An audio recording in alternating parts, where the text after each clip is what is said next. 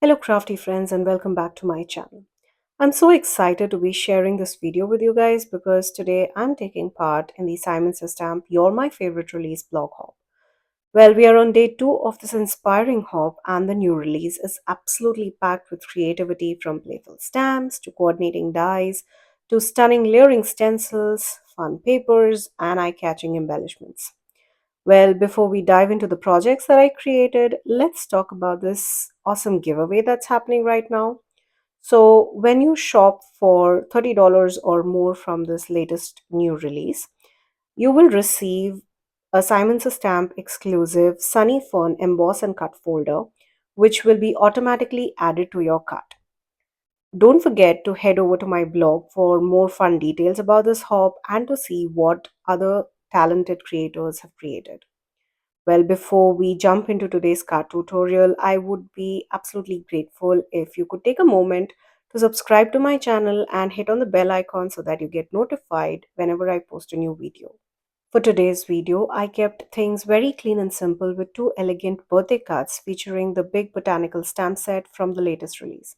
This stunning set includes two large floral images, a bold hyacinth, and a graceful tulip, along with a delicate butterfly and the dragonflower, all illustrated in a beautiful vintage inspired style. I always seem to need a lot of birthday cards, so I figured this was a perfect chance to create a bunch at once. I went with a very clean and simple design that's super easy to mass produce in a variety of different color combinations.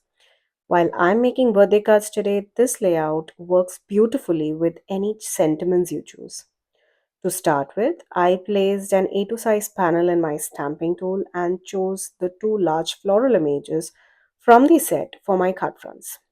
I began with the hyacinth, positioning it towards one corner of the panel. I liked how that placement created a strong visual balance, keeping the focal point on one side and leaving space for the sentiment on the other. Because the image is quite large and extends off the edge of the panel, I flipped the stamp upside down to make it a lot more easier to stamp cleanly without any obstruction. For my floral image, I picked few lovely purples. Now, all of the inks that I'm using here are from the Simon's Stamp Positively Saturated ink line. I used violet and orchid for my flower and limelacious and perfection for the stems. I started by inking out the floral bunch using purple shades. Well, before adding any color, I masked off the stems and leaves to prevent any purple ink from getting onto those areas. You can use masking tape or, like I did here, just simple sticky notes. Now, once everything was masked and secured, I stamped the floral image using the orchid ink. If you notice any purple ink accidentally getting into the stem area, you can easily clean it up with a blending brush or even the tip of your finger. Now, after stamping with orchid, I cleaned off the stamp and re-inked it with violet, which is a gorgeous purple that leans more towards the blue shades as compared to orchid. Now, each time I stamped the floral image, I made sure to mask the stems and leaves again for a clean result.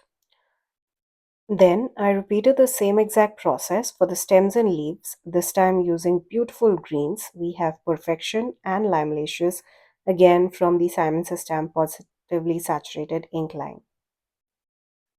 Just a quick reminder, make sure to remove the mask after each stamping and before closing the lid of your stamping tool. Also, you will notice that whenever I add the second layer of color, be it violet for the floral bunch or Perfection for the stems and leaves, I like to soften the edges of the ink using a blending brush.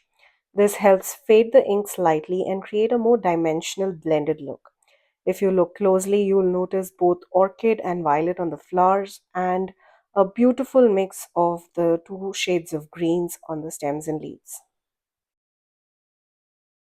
Just look at how beautiful that hyacinth focal point turned out. I am absolutely loving the color combination on it.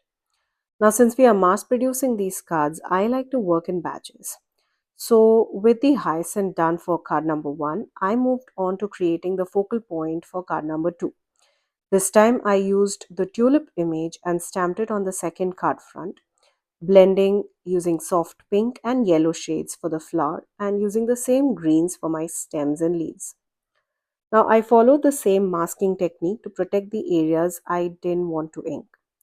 I began with punch ink at the base of the flower and gently faded it out using my blending brush, then added zest to blend into the rest of the petals. Now, both of these are from the Positively Saturated Mini Ink Pad collection, which are just the smaller versions of the full sized ink pads. You will also notice that I added a deeper green, which was filled along with perfection and limelacious to the stems and leaves of the tulip for an extra depth and dimension on this image. I'm absolutely in love with this color combination. This inspiration actually came from a recent trip to a tulip farm where I saw the most vibrant blooms. The ones that really caught my eyes were these stunning pinks and yellow tulips. They were so vivid and full of life, I just had to recreate them. Now, here's a side by side look at both the panels, each featuring these gorgeous floral focal point images. You can definitely create more panels using the same focal point design if you'd like to build a bigger batch. Now, once I was done stamping my floral images, it's time to move on to the sentiments. As I mentioned earlier, when I'm mass producing cards, I like to work in batches. So, after finishing my focal point, I moved on to stamping my birthday sentiments. Now, this particular set includes two layers of sentiment. One is the larger birthday sentiment, and that is paired with a smaller sub sentiment. I stamped the main birthday sentiment on each of the card front using the Simon's stamp grid transparency sheet to make sure that everything is perfectly aligned and straight. I used VersaFine Onyx Black ink to stamp, which gives a rich, crisp black impression. You'll notice I let part of the sentiment slightly overlap the floral image. This, I think, adds a nice visual connection and helps tie the entire card front together beautifully. Off camera, I also stamped the sub sentiments for both these cards. Now, for the tulip design, I used Have the Happiest Birthday, and for the hyacinth card, I stamped Birthday Wishes to You. I really love how both these cards turned out. They are clean, simple, and so elegant. But of course, no card of mine feels complete without a little sparkle, splatter, or even bling. So I placed both the card fronts into my splatter box and masked off the sentiments using scrap pieces of those sticky notes.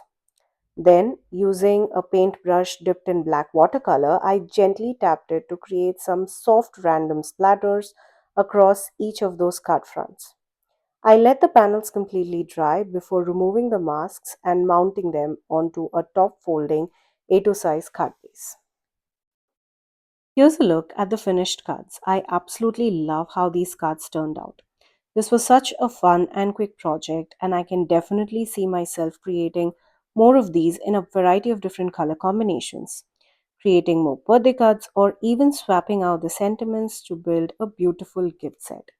This would be perfect for Mother's Day, for Friendship Day, thinking of you, thank you cards, or even create beautiful sympathy cards.